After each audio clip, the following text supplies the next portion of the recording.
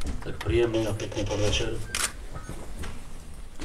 Tak z tej prvotnej nominácie na domáci dvojzápas nám vypadol Martin Jakubko, ktorý utrpel včera v ligovom zápase v Kazani zlomeninu stánky a podrobí sa zajtra operácii v Ružinovskej nemocnici. Miesto Jakubka sme donominovali Filipa Hološka, ktorý sa pripojí k reprezentácii zajtra. Plus sme donominovali Roberta Ježa z Polského Lubinu. Ostatní hráči sú tu na dispozícii, prišli všetci a uvidíme okrem jedného hráča, ktorý je hospitalizovaný v Petrohradskej nemocnici, Tomáš Ubočan, s nešpecifickým ochorením žalúdka. Uvidíme, ako sa bude vyvíjať jeho zdravotný stav.